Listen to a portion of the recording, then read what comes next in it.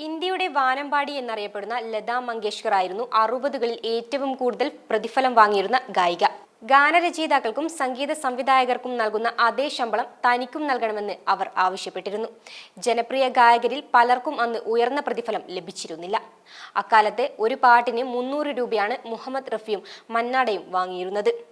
എന്നാൽ ലത വന്നതോടെ കാര്യങ്ങൾ മാറി. കാലങ്ങൾ കടന്നുപോയി. ഇന്ത്യയിലെ പല ഗായകരും ഇന്ന് ലക്ഷങ്ങൾ പ്രതിഫലം വാങ്ങുന്നവരാണ്. എന്നാൽ പലപ്പോഴും ഒരു പാട്ട് പാടുന്ന ഗായകൻ ഒരു പാട്ടിനായി വാങ്ങുന്നത് പ്രതിഫലം 3 കോടിയാണ്. ആ പാട്ട് പക്ഷേ വൻ ഹിറ്റായിരിക്കും.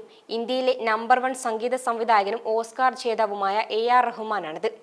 സംഗീത സംവിധാനത്തിൽ പരിപൂർണ ശ്രദ്ധ പതിപ്പിച്ചതോടെ വല്ലപ്പോഴും മാത്രമാണ് റഹ്മാൻ പാട്ട് പാടാറുള്ളത്.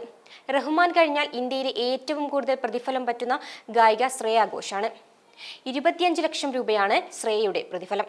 തൊട്ടു പിന്നാലെയുള്ള സുനീതി ചൗഹാനും അരിജിത് സിംഗും ഒരു പാട്ടിനായി വാങ്ങുന്നത് 18 ലക്ഷം മുതൽ 20 ലക്ഷം രൂപ വരെയാണ്.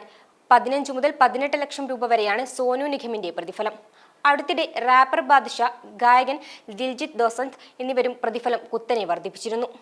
ഈ വീഡിയോ നിങ്ങൾക്ക് ഇഷ്ടമായാൽ ലൈക്ക് ചെയ്യുക. കൂടുതൽ വീഡിയോകൾക്കായി യോഗനാഥം ന്യൂസ് ചാനൽ സബ്സ്ക്രൈബ് ചെയ്യുക.